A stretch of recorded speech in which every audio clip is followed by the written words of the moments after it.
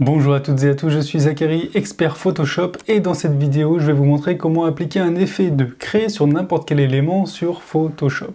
Alors, on va tout de suite faire un petit tutoriel, mais avant, on va avoir besoin d'un pack de 31 actions qu'on va pouvoir télécharger. Ce pack-là, il est dans la description, il y a un lien, lorsque vous cliquez dessus, vous allez tomber sur cette page-là, et pour 5 $ américains, vous allez pouvoir le télécharger en cliquant sur Buy Now. Ça fait à peu près 4,40 €. Une fois téléchargé, on se retrouve sur Photoshop, où j'ai ouvert déjà un petit document et j'ai installé du coup ce pack. Pour installer ce pack, il suffit simplement de cliquer sur les fichiers et ça va automatiquement s'intégrer sur votre Photoshop. Donc une fois ici, on va faire deux exemples. On va faire avec du texte, par exemple en écrivant bonjour. On va écrire bonjour en majuscule. Alors on va utiliser la police de notre choix.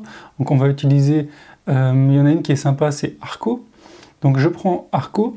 Et je vais tout simplement réduire un peu mon texte par 300 en prenant Arco. Donc c'est des polices assez larges, c'est intéressant pour faire cet effet de craie.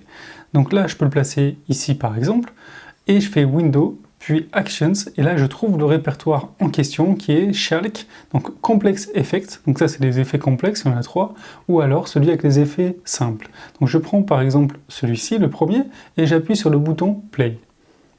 Et là, automatiquement, ça y est, mon tracé a été fait. Alors, bien sûr, il va falloir gérer derrière, par exemple, l'opacité, etc. Par exemple, là, je vais créer un nouveau calque. Hop là, je le remplis. Je vais tout simplement le remplir de noir. Et pour tout simplement mettre une petite opacité pour faire ressortir la craie par-dessus. Donc, par exemple, ici, hop, je descends en dessous. Et voilà, du coup, le bonjour commence à tout simplement apparaître. Donc voilà, on peut gérer ce genre de choses avec cet outil-là. Donc vous avez vu qu'il y a plein d'actions différentes et c'est ça qui est assez intéressant de créer des effets variés. Alors maintenant, on va tout simplement essayer avec un logo pour voir ce que ça donne et bien sûr, on va prendre le logo de YouTube. Donc je prends mon logo YouTube, je le place ici, je le sélectionne, je le copie en faisant CTRL-C, je le colle ici et je vais supprimer l'intérieur ici pour qu'il y ait une petite transparence. Ensuite, ça j'enlève, on va le passer ici au-dessus, donc le calque, et on va faire comme tout à l'heure, Window, Actions, et ici on va sélectionner donc soit un effet complexe, soit un effet normal. Bon, par exemple, on va prendre un effet complexe. On prend celui-ci, on appuie sur Play, et là, donc voici l'effet. Donc pour le voir encore mieux, pareil que tout à l'heure, on va activer notre fond, et voilà donc l'effet que ça donne. Donc avec n'importe quel élément, on peut faire des effets de craie comme ça. Donc bien sûr, vous pouvez adapter le rectangle, par exemple, en mettant une sorte de fond vert pour faire style comme un tableau.